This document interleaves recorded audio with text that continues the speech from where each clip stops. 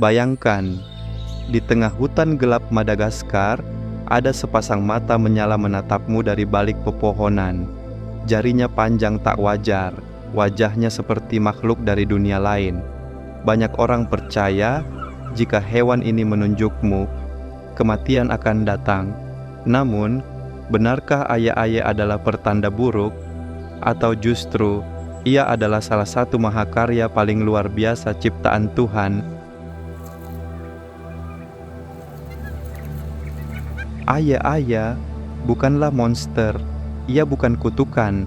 Ia adalah primata nokturnal paling unik di dunia, hanya hidup di Pulau Madagaskar dan tidak ditemukan di tempat lain di muka bumi.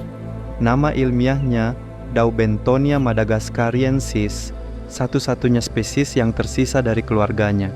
Saat pertama kali ditemukan oleh ilmuwan barat pada abad ke-18, ayah-ayah langsung dianggap aneh, bahkan menakutkan.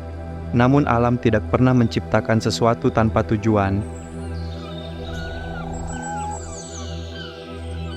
Ayah-ayah memiliki mata besar untuk melihat dalam gelap, telinga tipis dan sensitif seperti radar, gigi depan tajam yang terus tumbuh, satu jari tengah yang sangat panjang dan kurus.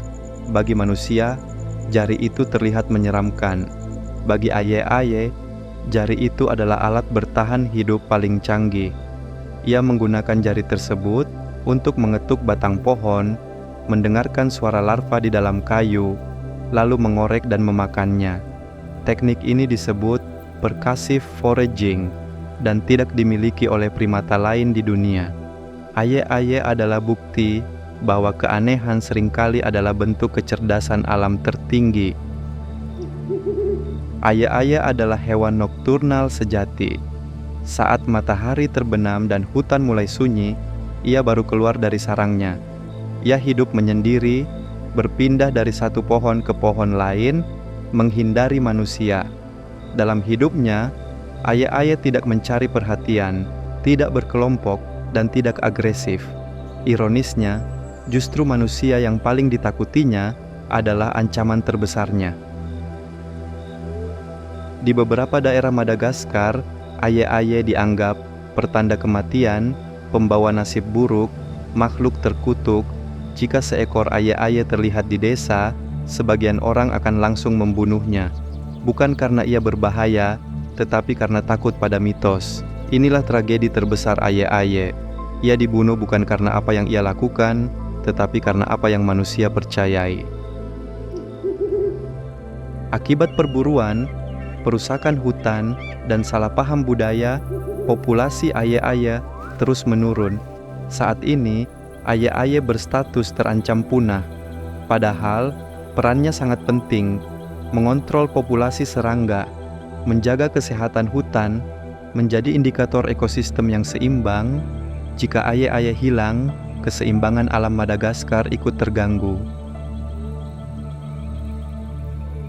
Di dunia primata, ayah-ayah adalah pengecualian dari hampir semua aturan. Ia bukan monyet biasa, bukan lemur pada umumnya, dan bahkan sering disangka tikus raksasa karena giginya. Faktanya, ayah-ayah adalah lemur terbesar yang hidup di malam hari. Struktur tubuhnya berkembang dengan cara yang sangat berbeda dibanding primata lain, seolah-olah alam bereksperimen secara ekstrim pada satu spesies ini. Inilah yang membuat ilmuwan menyebut ayah-ayah sebagai anomali evolusi.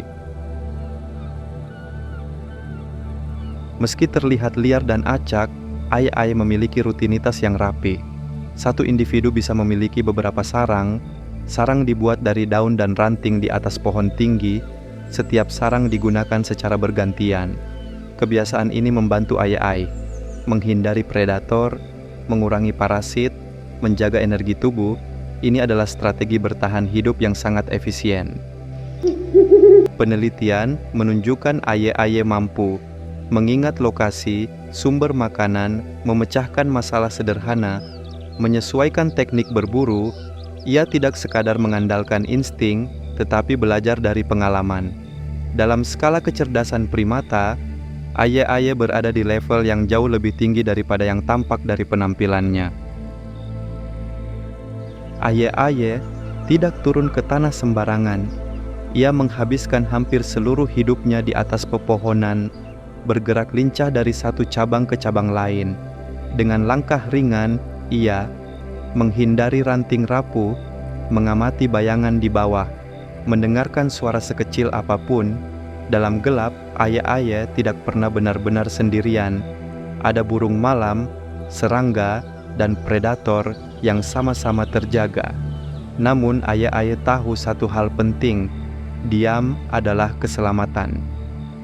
Meski dikenal penyendiri, Aye-Aye tetap sesekali bertemu sesamanya. Pertemuan ini jarang, singkat, dan penuh kehati-hatian. Tidak ada suara keras, tidak ada pertarungan terbuka, hanya aroma, bahasa tubuh, dan jarak aman. Bagi Aye-Aye, malam bukan tempat konflik, melainkan ruang bertahan hidup. Mungkin yang perlu berubah bukan Aye-Aye, tetapi cara manusia memandang perbedaan. Karena di alam, yang terlihat aneh bukan berarti jahat, dan yang tidak kita pahami seringkali justru yang paling berharga. Jika suatu malam kamu membayangkan sepasang mata bersinar di hutan gelap, ingatlah, itu bukan pertanda kematian. Itu adalah Aye-Aye, makhluk langka yang hanya ingin hidup.